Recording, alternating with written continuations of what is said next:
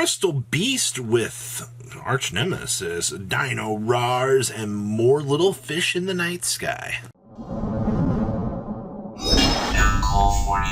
Make sure you guys smash the crap out of that subscribe button so you guys don't miss out on more Oz content. Now this is interesting to see because we are doing the evil advanced Crystal Beast plays with Advanced Dark. I love the idea.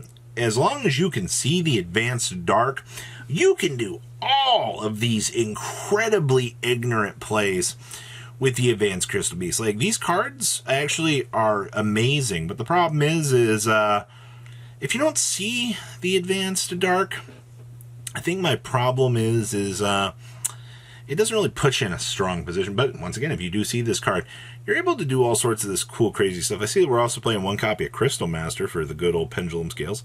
Okay, I mean, it is a free ad for, you know, whatever you might need.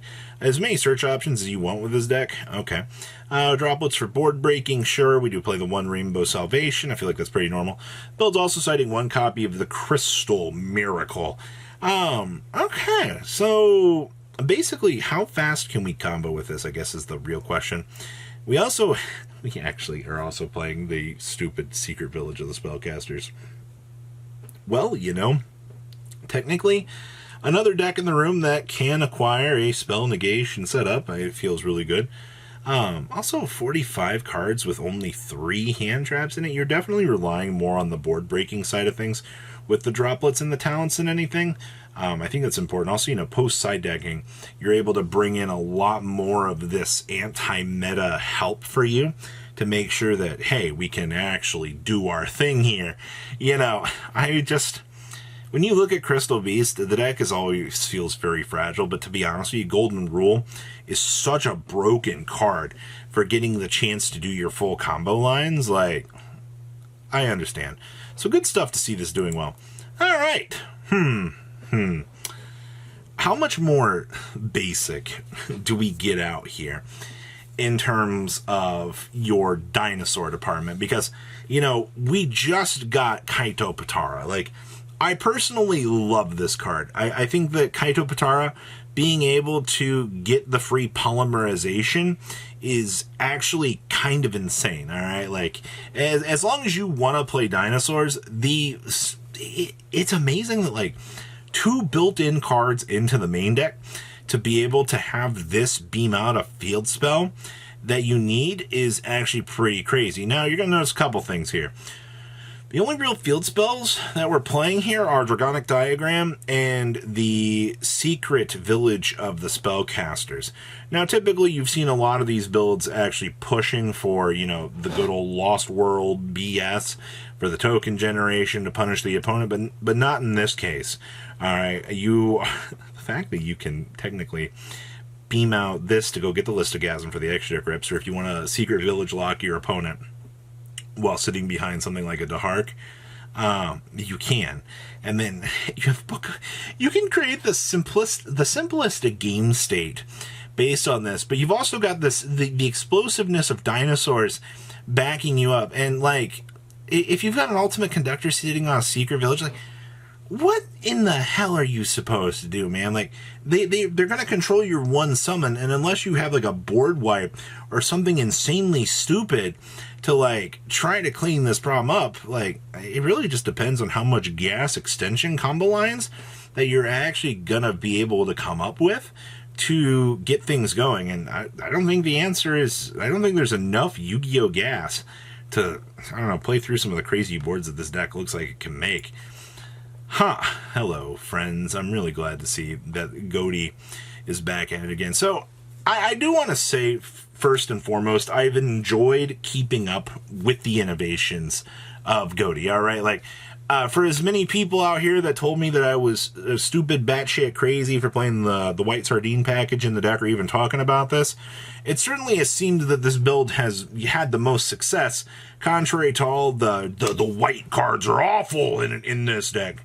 You know, I also remember reading from people that Abyss Shark was awful, but, you know, guess what? All of these builds are playing Abyss Shark. You know, this is like no shocker to players about the value that this card was able to kind of grant you for this. Now, obviously, you know, if this does get ashed, well, you know, it's a real little problem along the way. Also, I do want to give a shout out to Gold Sarcophagus and actually the crossout designators.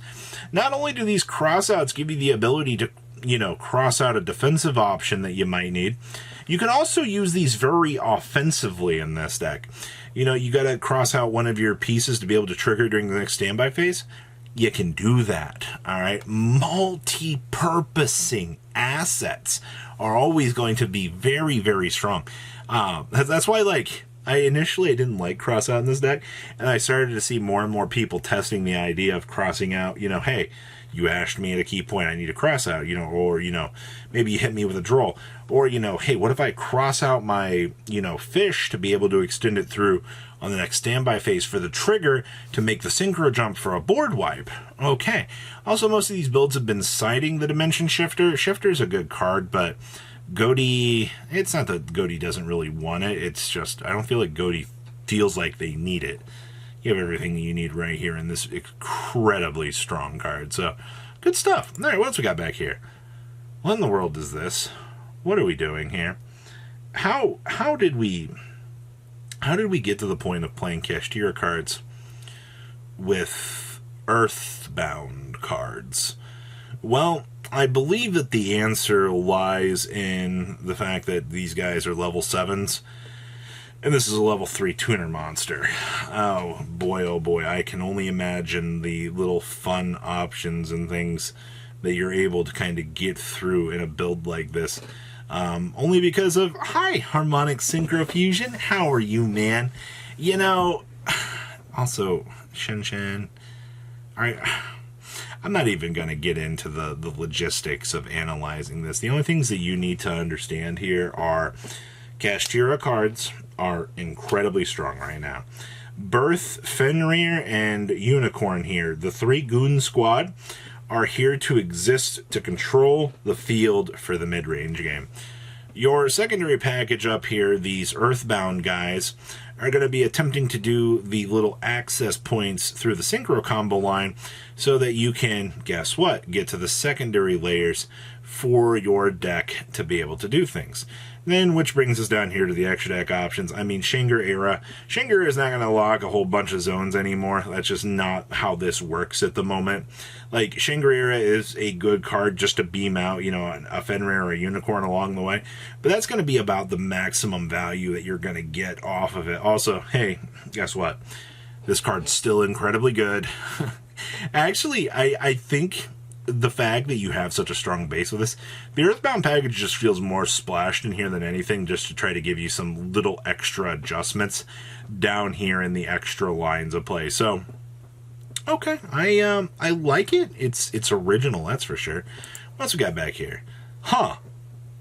You know, this deck feels like it's been forgotten to the chasm of time already, because, like, the Evil Twin package saw, it was one of the more dominant decks 2 years ago, I feel like. Has it really been 2 years at this point that we have seen Evil Twins have a success rate right now? Like, maybe it has been, actually. So, I mean, your deck's idea is you just climb on up into these rotating little pain in the butts, and then one gets you a draw, one gets you an interruption, and that's it. And then you have going second cards. You guys remember when these builds didn't want to play evenly? I feel like we've gone back in a time capsule. Somebody dusted off the old Runic package and said, you know what? I really want to try something different today. And you just roll these evenly matches into your opponent with the going second button, and they're just like, that's all she wrote. I mean, like, that's honestly all you got to do. One interesting inclusion I do see is they are playing the Dark Rule no more in here. I guess you're just at certain points while playing a deck like this that you kind of have to rely on, you know, turn off buttons to at least make sure you can get the game going on the passive here. But, you know, it's kind of nice to see little bits of difference in the meta, especially, you know, if we just decide, hey, today's the day that we're going to go time capsule out something that seems a little bit more interesting, per se. So, I like what I'm seeing here, but we'll need a little bit more along the way just to see what's to come. Please, leave a comment down below. Tell me what you guys think. See your beautiful faces back here later today, guys. Peace out. Patrons, thank you.